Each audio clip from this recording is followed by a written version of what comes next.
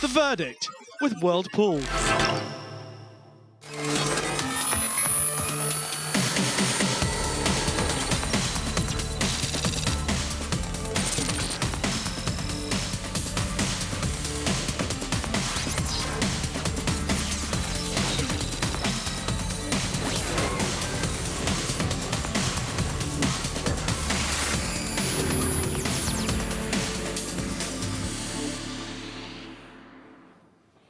Hi there everybody, welcome to a classic edition of The Verdict. Classic because we are going to concentrate on the two Irish classics at the Curragh over the weekend. Indeed, we will major on the action at the Curragh, but we will also be going to Haydock Park for one interesting performance there. We'll be utilising the race IQ data to prove that the figures never lie, and we will start at the Curragh on Friday.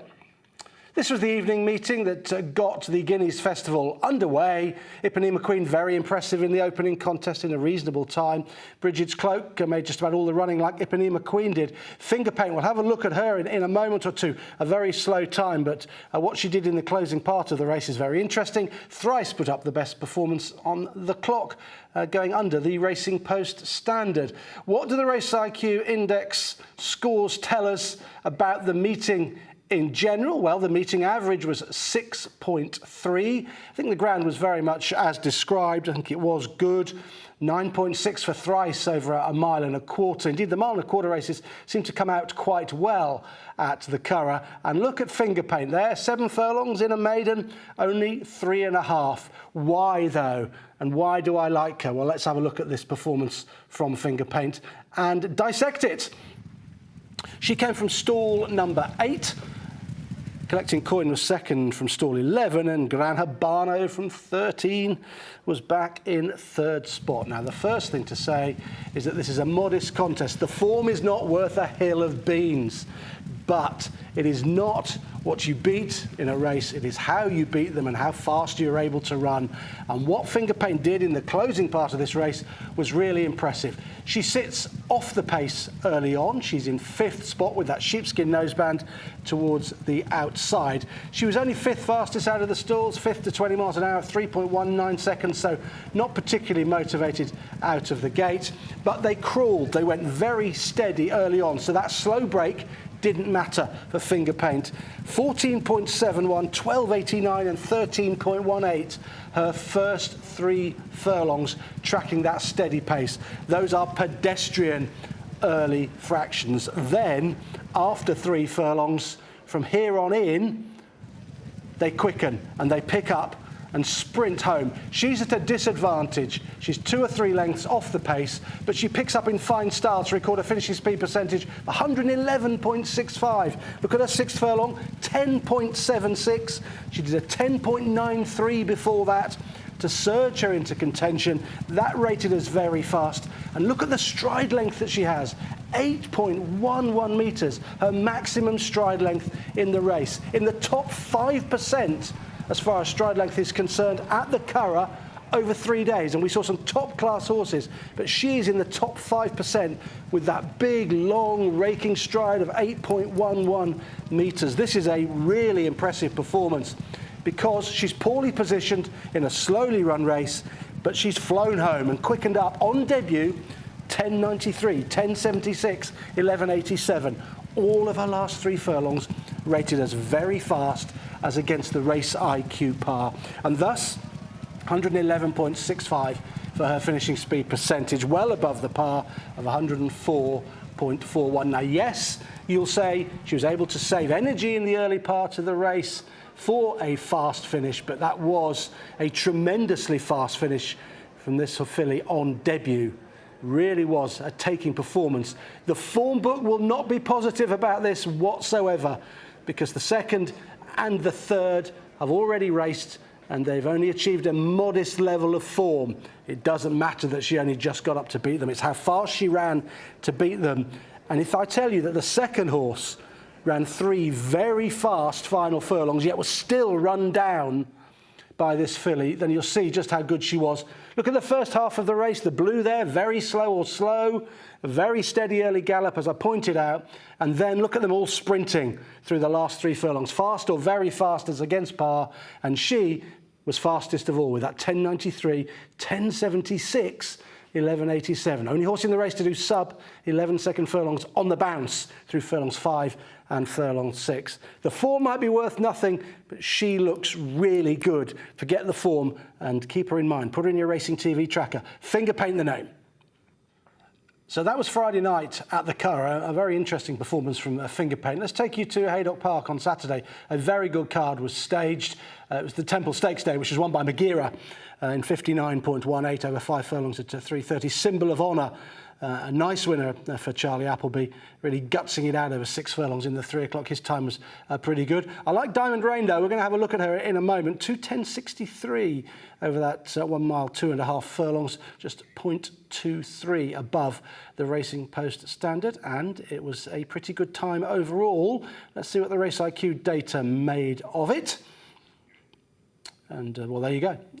Average at the meeting, 5.6, 7.5 out of 10 for Diamond Rain's performance over this 10.5 furlongs in what was a fillies and mares listed contest. Let's have a look and see why and how she achieved such a good score in comparison to the rest of the races on the card.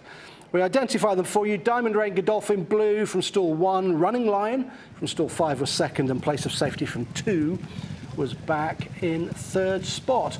Now, she was quite quickly away, 2.72 seconds to 20 miles an hour, the 4th fastest in the race. William Buick just having a look over his right shoulder now and then just to see what's happening. He wanted to get a fairly handy position. I think overall this filly's going to be a 12 furlong filly going forward.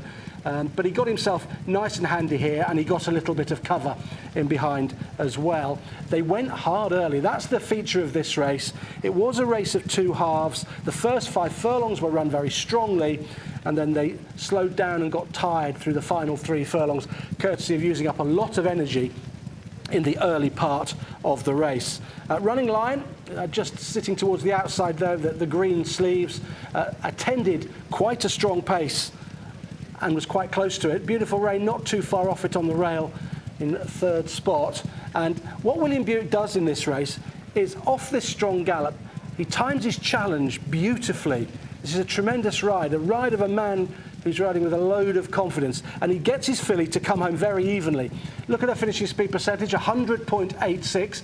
The par's a bit quicker. Normally you'd expect a slightly quicker finish, but because they've gone so fast in this race, they've gone so hard, that he's able to just come home evenly. From this point, they wind up the gallop a little bit, and she begins to be shoved along by William Buick as Running Lion makes a little bit of a move.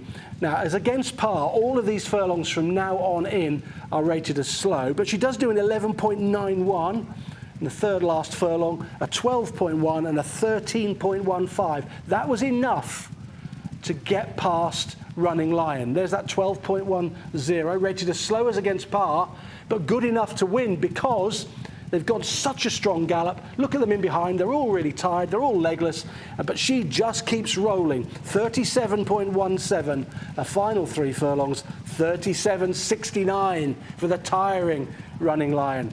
This is not a case of Diamond Rain sitting in behind on the rail and quickening to go past her rivals. It's simply a case of her outstaying them in a really strongly run affair, keeping going better than they could.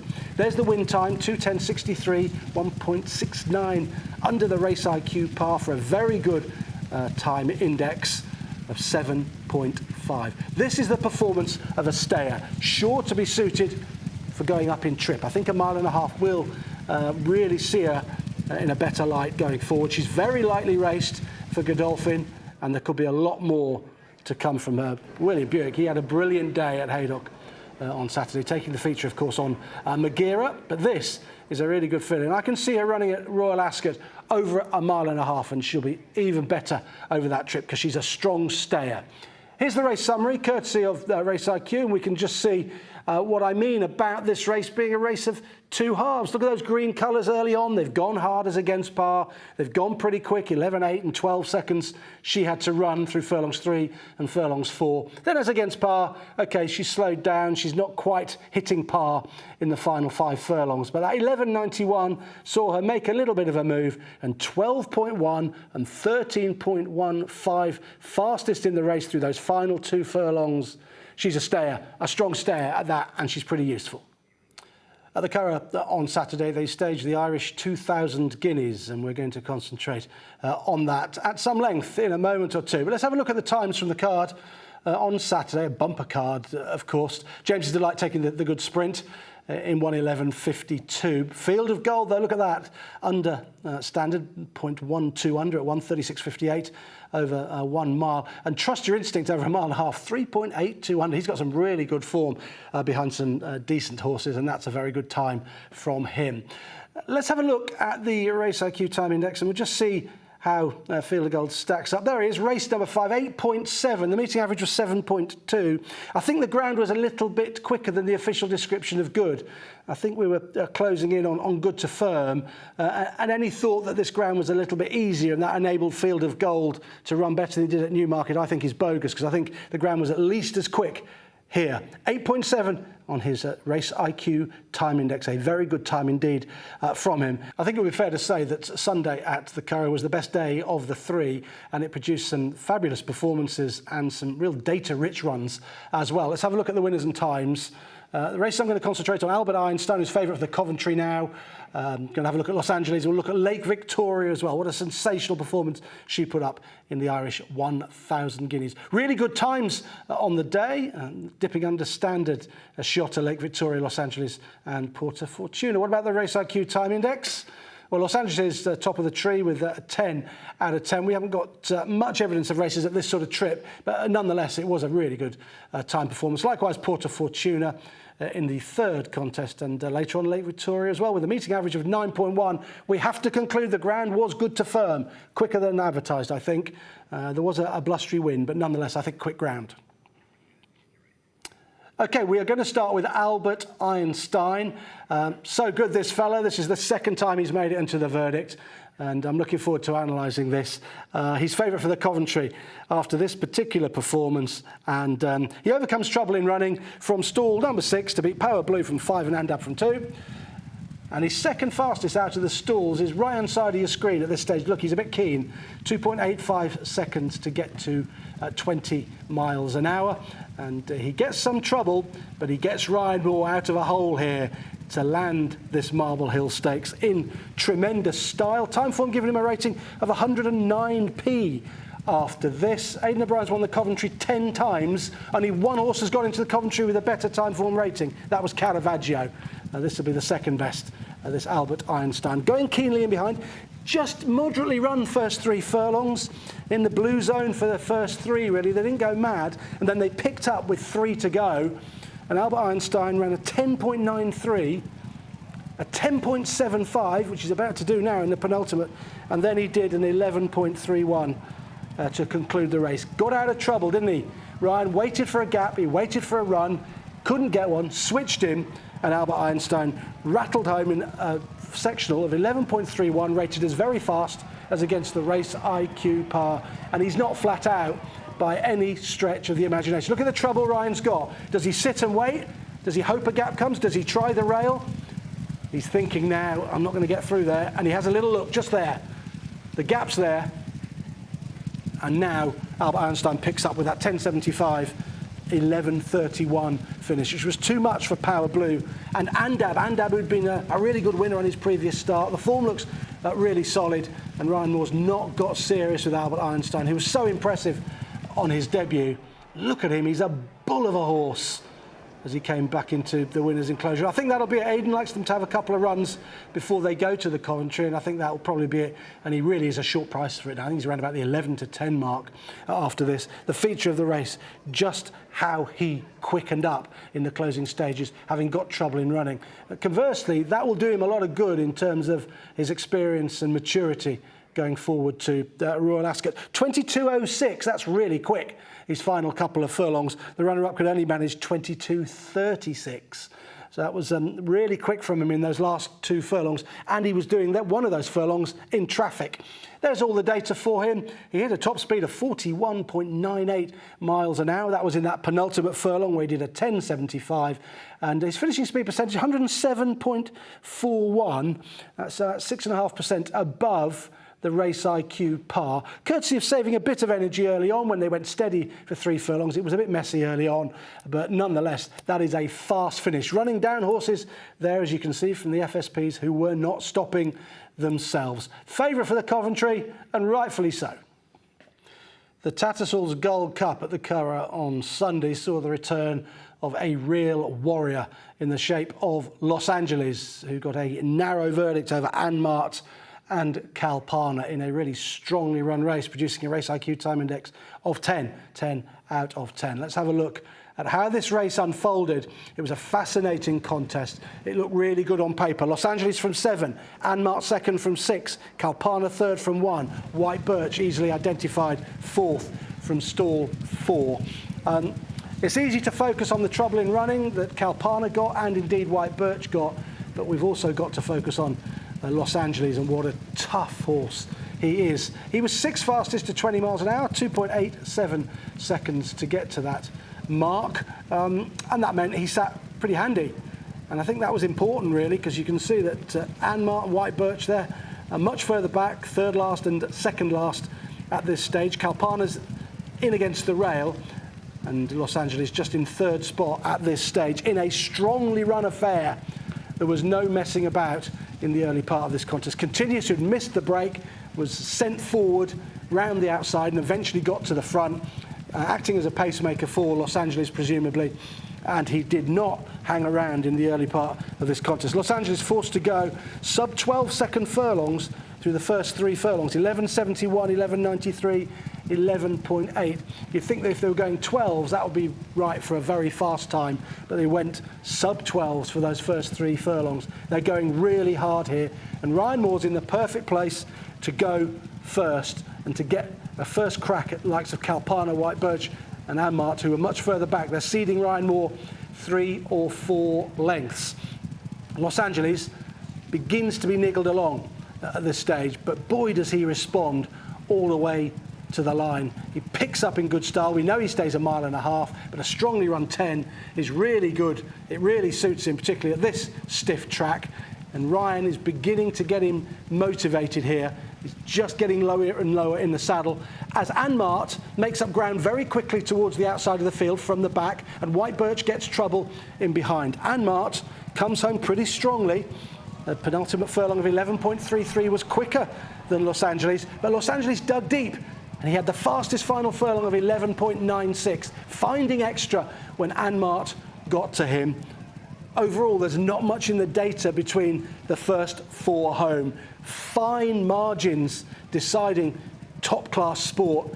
They always do, and they have in this case. And that fine margin is Ryan Moore's position in the race and Los Angeles' guts and determination throughout that final furlong. Anmart makes up his ground really quickly, 11.3, 11.33. They were both quicker furlongs on Los Angeles to get to Los Angeles, but then he ran out of petrol as Los Angeles dug deep and fired the fastest of those 2 through the final furlong. The fastest final furlong overall was White Birch, who got stuck in behind, couldn't pick up when it mattered on this ground, but he did come home with the fastest final furlong of 11.85. He wants softer ground though. He wants horses stopping in front of him.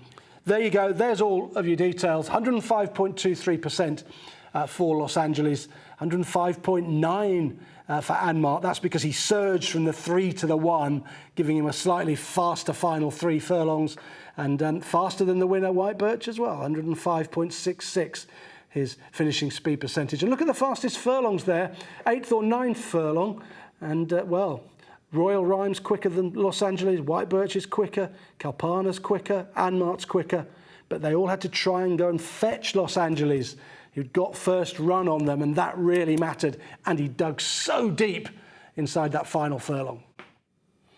Okay, we've saved the best till last. If we had a klaxon, we would sound a superstar alert now prior to the Irish 1,000 guineas, won by Lake Victoria, and she is incredibly good, this filly.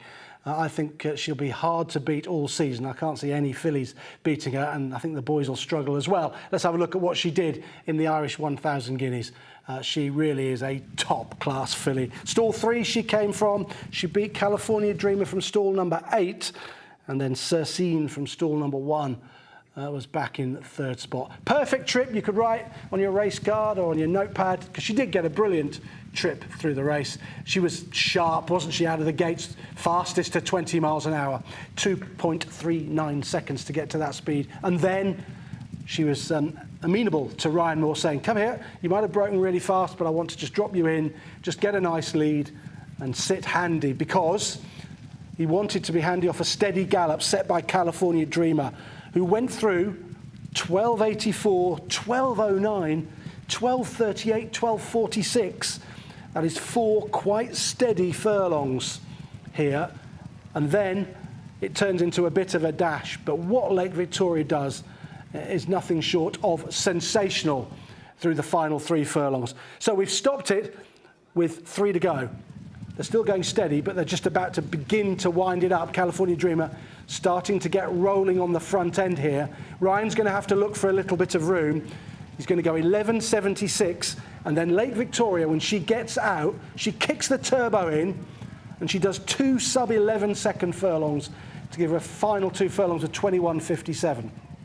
10.47, she's doing that through the penultimate furlong, rated as very fast as against the Race IQ par.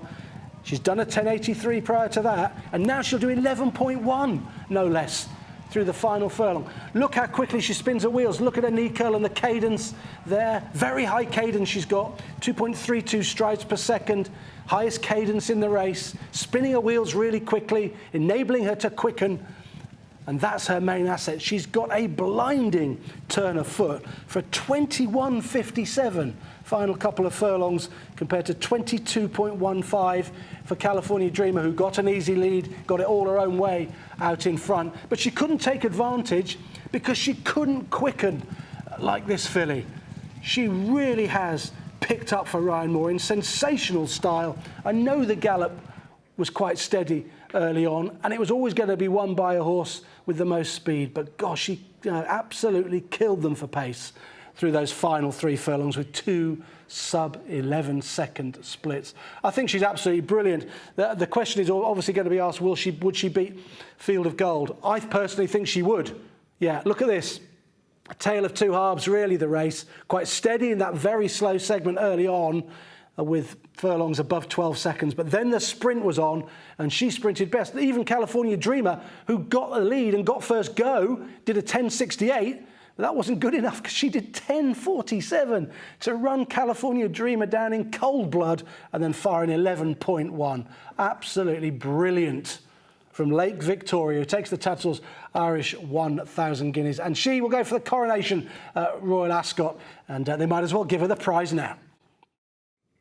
Yeah, that was the performance of the weekend, no doubt about it. Lake Victoria in the Tattersalls Irish 1,000 guineas. Field of Gold was really good too, wasn't he, in the 2,000 guineas? I think the real Field of Gold definitely turned up on this particular occasion. I'd love to see a clash between them. We also saw lots of other good performances, and there were loads of races on what was a tremendous weekend that we could have put in the verdict, but we had to pick out 6 of them. And if you just want a dark horse for your racing TV tracker, just keep an eye on Finger Paint, who was the first horse that we analysed from the Dermot Weld yard. I think she's got a bright future. Hope you enjoyed the verdict. I'll see you again next week.